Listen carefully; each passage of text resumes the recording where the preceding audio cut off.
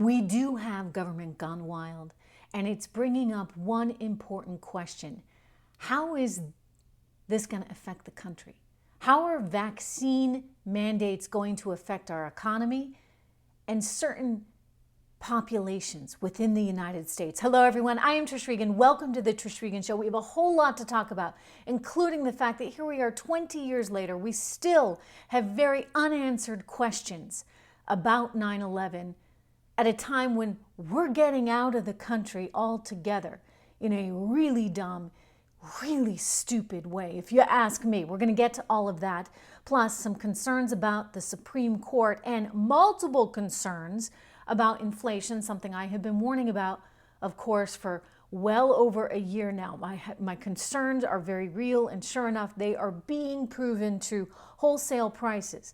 The prices that businesses pay for goods up 8.3% just in the latest month. We're going to get to all of that. But first, let's talk about these vaccine mandates, because to me, it feels like a very big reach, right? To require, I should say, not request would be nice, require businesses bigger than 100 employees to either make sure that employees are clear of COVID.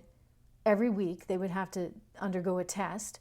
The question is, who pays for that? Of course, who facilitates that? Or make sure that everybody is vaccinated. And if you don't, if you're the business and you don't do this, then you could face up to $14,000 per infraction. I mean, that's pretty onerous. When we saw France exercising some similar type things, right, saying that if you went into a bar or lounge or restaurant without your COVID ID, that the business owner could be charged, I think it was actually more, it was roughly 50,000 euros as a fine for not checking your ID.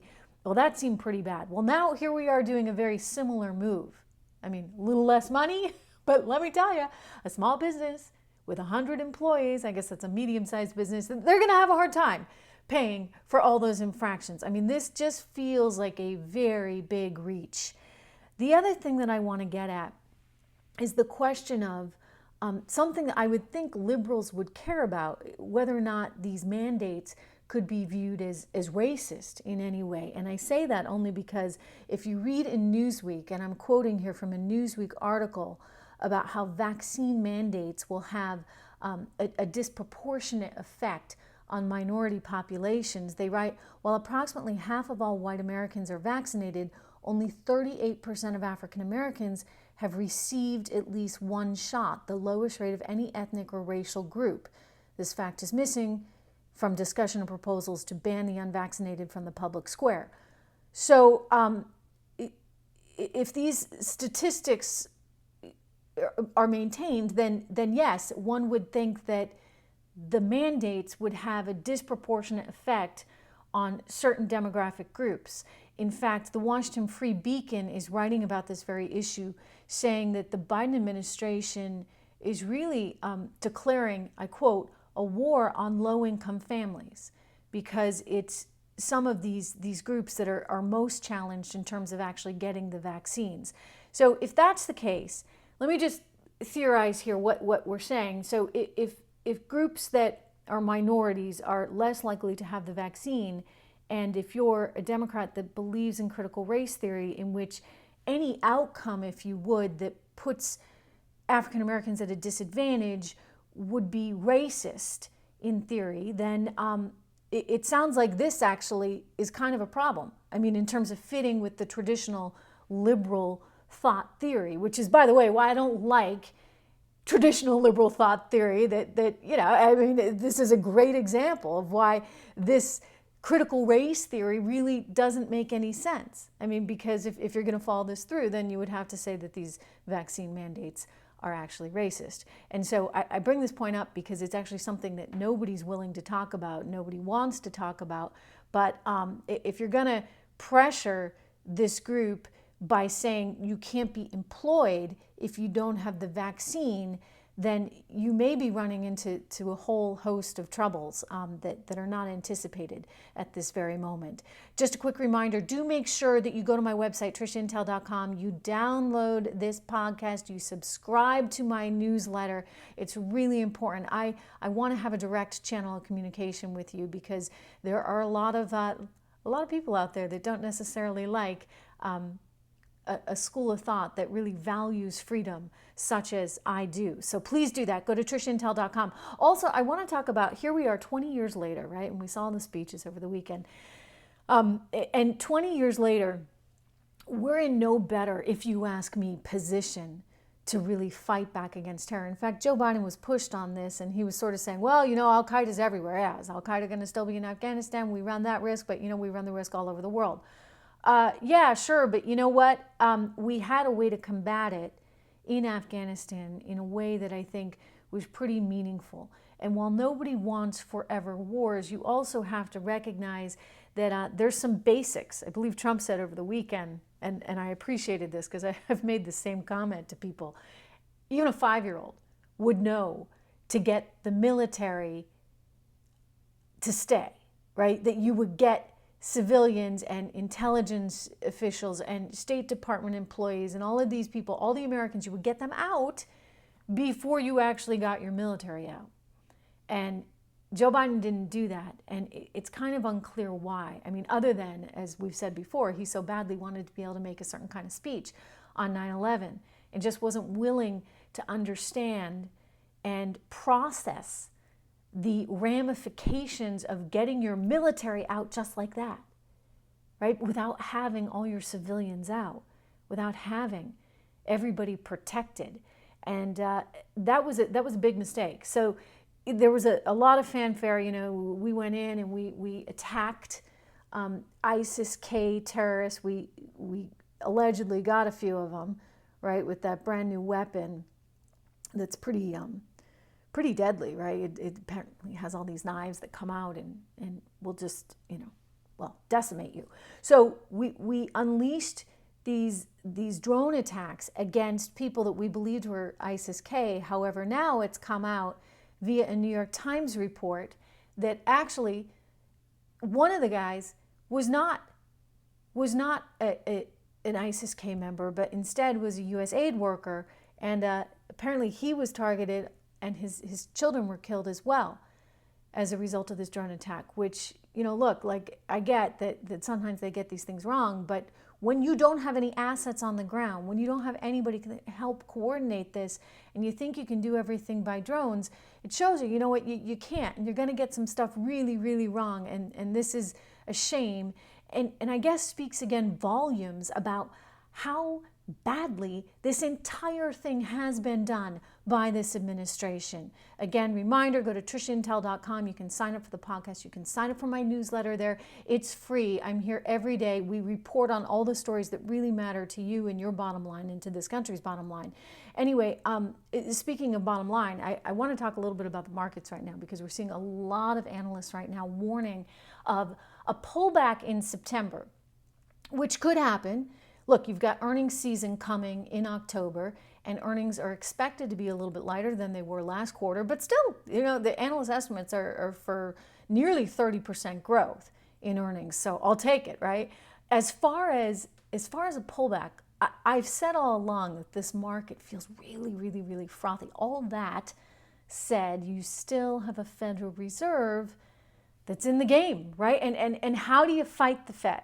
Really, I mean, how do you fight the Fed when they are out there printing money and you have an administration that's printing money? I would point out that it's not going to be as easy for them, because Joe Manchin came out on Sunday and said, nope, I am not going for this $3.5 trillion stimulus. Good for Joe Manchin. I'm glad to see. By the way, you know what? I'm really glad to see that this is a Democrat, because to me, this doesn't need to be partisan. You're trying to protect the future of this country, and this is money that we don't have. So you shouldn't be spending $3.5 trillion on social stimulus programs when, by the way, you're not even covering the basics here, right? Like, I've talked about it before, the importance of infrastructure in terms of our grid, the safety of our electrical grid is critical. Cybersecurity is another thing that's incredibly critical right now. I mean, there's a lot of things you could be spending money on, you should be spending money on, airport security as well. I mean, all of this, and yet they want to put $400 million in to have a home care program, right? They want to retrofit public housing. There's a whole bunch of sort of laundry list wishes that various politicians want to get through, but it's a Democrat senator, Joe Manchin, who's coming forward saying, yeah, you know what, I'm not going to go for the $3.5 trillion. So we've got the Fed, right? Like we always have the Fed. And the Federal Reserve thinks they're, effectively like, a fairy godmother. I used to say that about Janet Yellen because she would just wave her magic wand and then suddenly the market would go up. Well, now that power has been passed on to Jerome Powell. And, he's pretty close to Treasury Secretary Yellen. Makes sense. They used to work together. Now she's in charge of the Treasury Secretary. He's in charge of the Fed. And I think that he probably feels some of that pressure to make sure that we keep this thing humming. I mean, he has to, right? Because if he doesn't and interest rates go way up, we got $28 trillion worth of debt that we have to service. So how exactly are we going to pay the interest on this debt if it keeps escalating? So instead, he buys up some of that debt, right, through bond buying purchase programs. They buy mortgage-backed securities as well. And this helps suppress the rate on the 10-year yield. The 10-year yield, I should say, on the 10-year Treasury. Right? It keeps it down to 1.3% and change. It's been ticking a little higher. You're seeing 1.33. I mean, nothing really that drastic, however. And I would think that as much as he wants to begin the tapering and as much as he told us, we're going to do it this year, he still is remaining flexible and sensitive to any economic information that comes in. And I believe he's a little bit more sensitive to the employment data, he's told us as much, than he is the inflation data. We do have inflation. We got big inflation. We've got 8.3% increase in wholesale prices just in the last month. This is year over year data. It follows a 7.9% increase in the month of July. So this is a lot of inflation. And by the way, when you see wholesale prices go up, what does that mean? Well, eventually consumer prices go up. Consumer prices have been going up to the tune of 5.4%. We're going to get a read this Friday on just exactly what the CPI is showing us. I expect it will come in higher than 5.4%. But in other words, the producers are paying more for goods, so that means their profitability is suppressed unless they just charge more. And they are charging more. I mean, that's why the cost of everything right now is going up.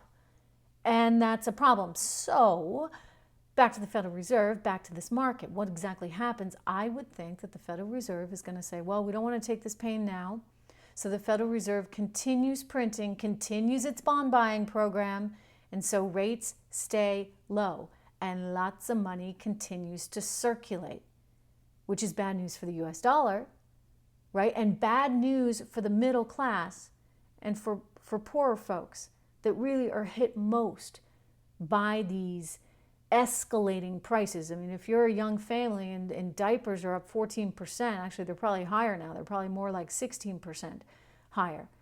And if your wages aren't correspondingly higher, and they're not, by the way, wages have gone up a little bit, but real wages, which are adjusted for inflation, they're down 1.2% year over year. Well, so if you're not making as much money to correspond with these higher prices, then it's a problem. Which is why I keep saying to everybody, you've got to think about your portfolio. You've got to think about how you're investing for the future.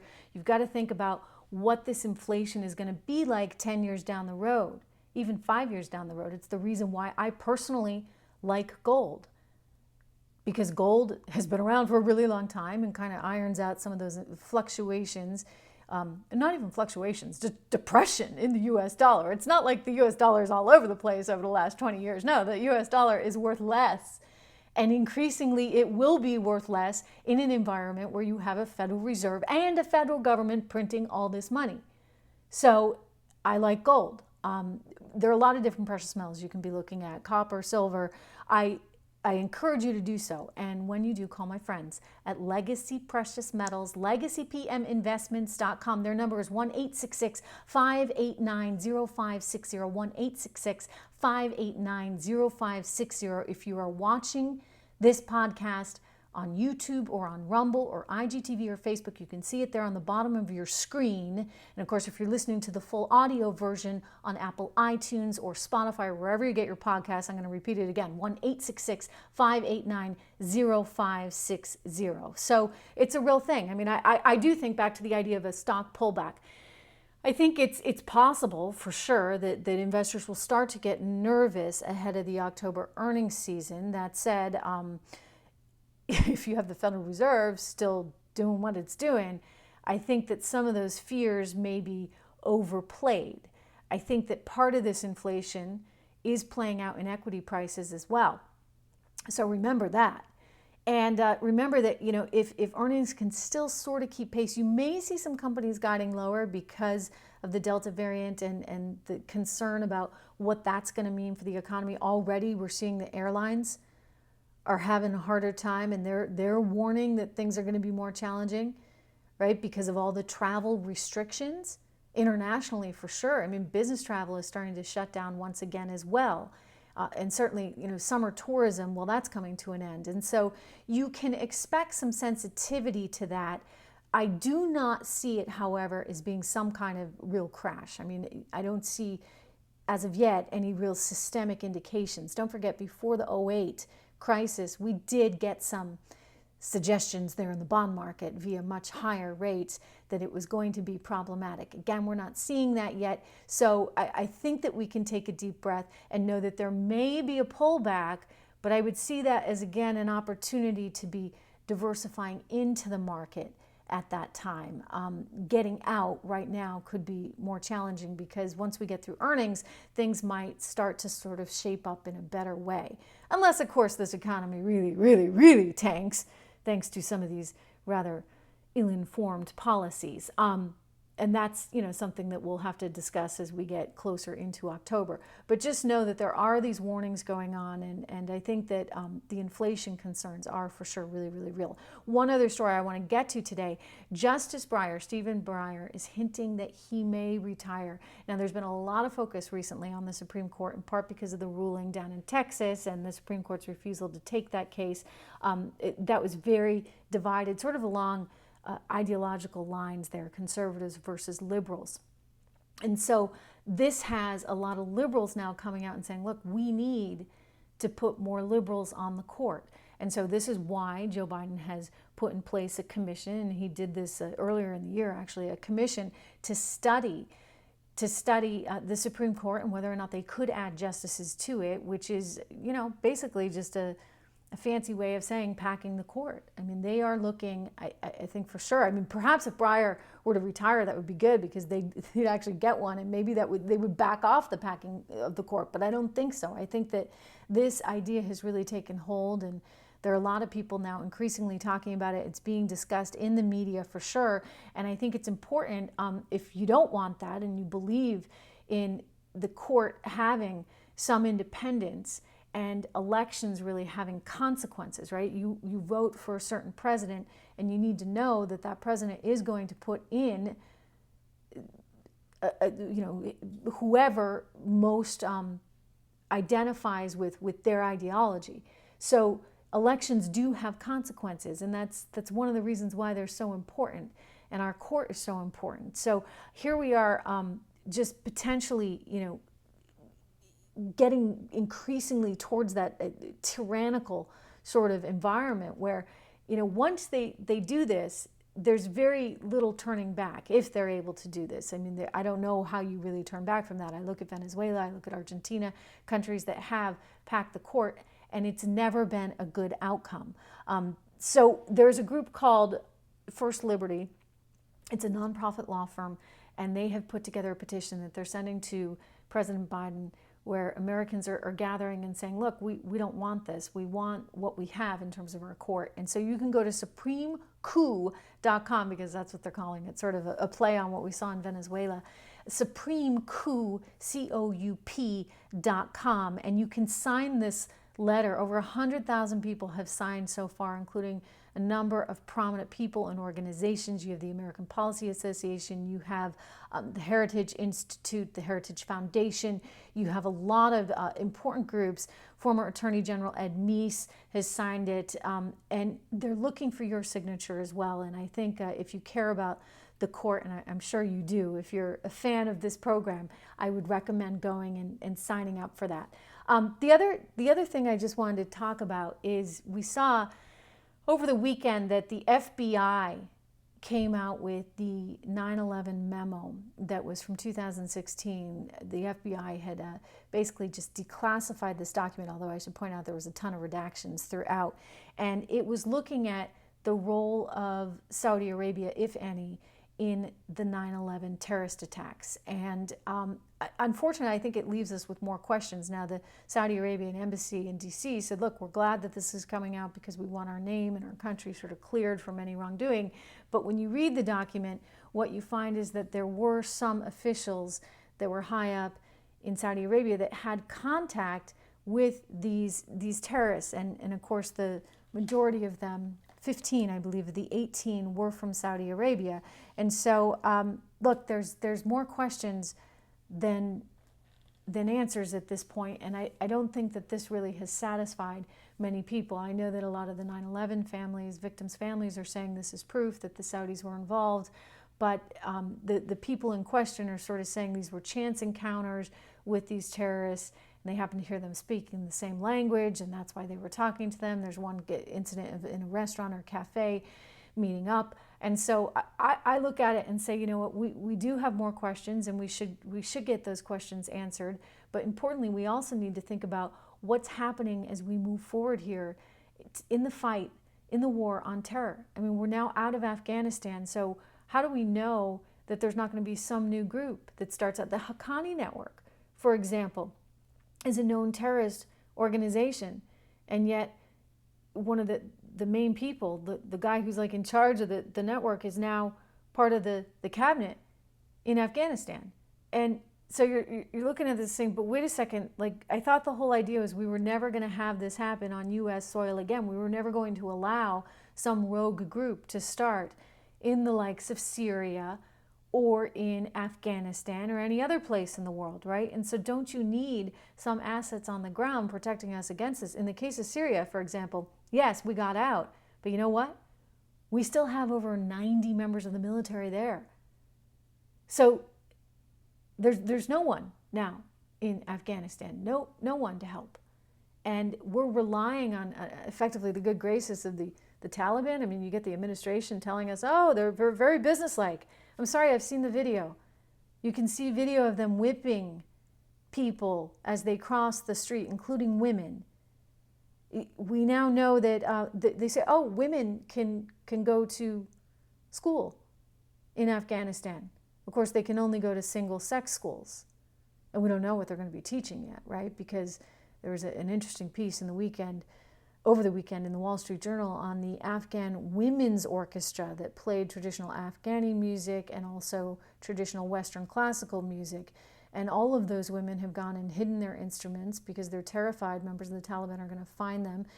Their music school has basically burned all the records of any of them having gone to school. I mean, women suffer a very, very, very bad fate right now in that country, while we simultaneously are looking at a country that could be very ripe for more terror.